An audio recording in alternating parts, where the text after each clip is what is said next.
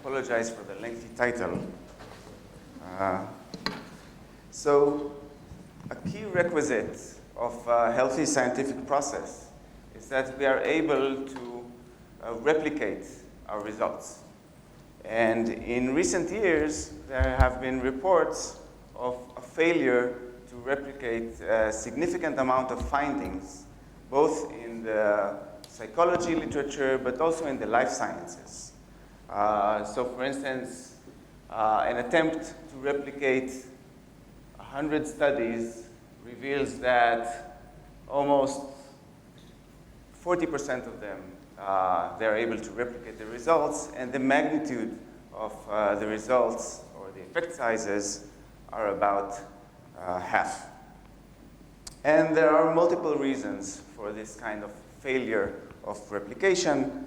Some of them is undisclosed researchers' highest degree of freedom in the analysis. So in the case of neuroimaging, if I smooth my data, I can decide to smooth with 5 millimeter Gaussian kernel or 7 millimeter Gaussian kernel, and so on. Another reason is partial reporting of analysis. So we can perform 10 different kinds of analysis, but eventually report only the one that succeeded. Another reason that has been mentioned recently is p-hacking. So for instance, if I have an outlier, I can decide post hoc whether or not I want to remove it. And another reason is harking. It's called harking, which is hypothesizing after results are known. So basically, you get a result, and then you, in a way, tailor your hypothesis post hoc so that it is compatible with your results. In the case of neuroimaging, a flip side of this type of harking is if I do indeed have, let's say, a region of interest that I hypothesize in advance, and I get a result, I have no objective measure of convincing you that indeed that was my original hypothesis. You just have to take my word for it. So for these reasons, and to mitigate these problems, in recent years, there has been an advocacy for pre-registration. So in pre-registration, basically, you state in advance your hypothesis, your methodologies, and your plans, and then you go about doing your experiment, and hopefully you follow this plan, and any result that you see will be indeed hypothesis-driven, and anything else will be exploratory, post hoc, and interpreted in this context. So there are two popular methods for pre-registration. One is an unreviewed method. So these are basically online repositories where you can answer a bunch of questions about your study. What's your hypothesis? What methods? What kind of smoothing? What will be your stop criteria, for instance? And once you fill this online form, you receive a timestamp of when you performed this, when you answered these questions. So of course it promotes awareness of separating between the exploratory and the confirmatory phases of the experiment. However, this online unreviewed way of pre-registration does not provide a time lock. So basically, you can go to this website and perform or answer these questions even after you have peeked at the data. Okay? So the time relationship between this online pre-registration and data acquisition and analysis is, there's no time locking. Okay? So another form of pre-registration is what's called registered reports. And in this scheme, basically, we introduce another review process.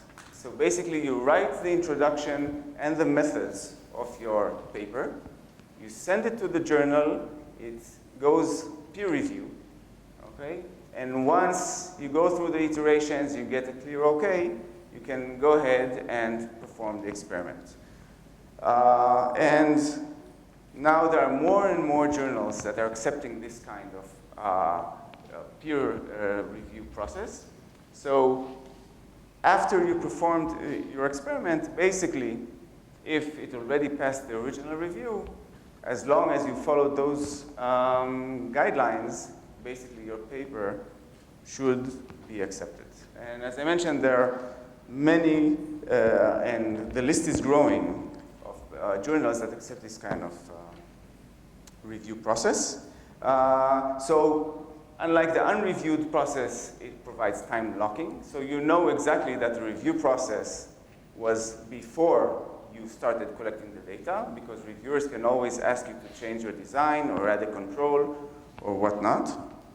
And another advantage of this method is that it addresses the bias against null results.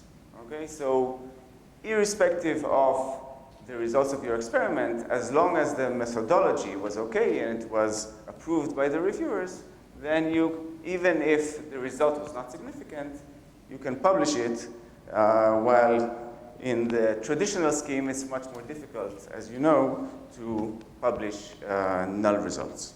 The problem with this kind of reviewed pre-registration is that you're now completely dependent on the external reviewers already at an initial stage of your experiment. So if I have a master's student in my lab, now we have to basically write the paper and wait, I don't know, several months, okay, in order to get the reviewer's feedback before we can even start performing the experiment. Also, it exposes the hypothesis and methodology of the student's project, which can at an early stage. So he's much more sensitive to being scooped. So what I propose here is an alternative scheme for pre-registration. It has the advantages of the reviewed or the registered report in the sense that it's time-locked, not only time-stamped.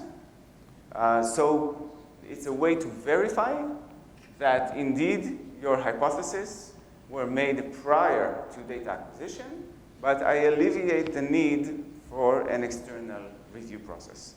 And we do this by introducing 3 dependencies from the protocol to the data. So at the end, I will be able to use the data as a voucher that indeed whatever was written in the protocol file was made prior to data acquisition. Okay, and now I'll show you how we go through these steps. So the first dependency is between the data and your experimental design. Okay, so if I take a simple experiment, moving your right hand, moving your left hand, we know the laterality bias of the motor cortex. So usually when I design an experiment, I have randomized or counterbalanced events. So let's say whenever the red are blocks where the subject moved his right hand, and the blue are the blocks where he moved his left hand. And what we see here is a time course of a single voxel in the left motor cortex. And as you can see, it's highly dependent, the temporal structure is highly dependent on my random choice of the order of the events. Okay? And if I change the order of the events, I will get a different temporal structure of my data. Okay? So this is the first dependency. If I change the design of my experiment, the order, the random order of my events, it will change the structure of my data. The other dependency that we introduce is between this order of events and the choice of our random seed generator. So whenever you perform an experiment and it has some kind of random elements, usually you go to the computer and you use some kind of pseudo-random number generator, okay? Now, the name pseudo is fitting because actually this function is entirely deterministic. And it depends solely on the seed that you use to initiate this function. So usually it will be the time of day or whenever you started your MATLAB or whatnot. And once you use that particular seed, you will get a particular but deterministic set of values. Okay? So now, even if you have a random element in your experiment, as long as you send your colleague across the ocean the same seed to initiate his pseudo-random number generator, he will get on his computer the same order of events. Okay? But the nice thing about it is that if you use a different seed, you will get a different random sequence of events. Okay? So that's why it's pseudo-random. So as long as you use the same seed, it's deterministic, but different seeds generate different random experiments. Okay. So our last dependency is between this seed. Instead of using a completely random seed, we use a special seed using hash functions. So you write an experimental protocol, okay? And now you perform a hash function on that, and this will give you a unique seed, okay? And this seed is highly dependent on your protocol file.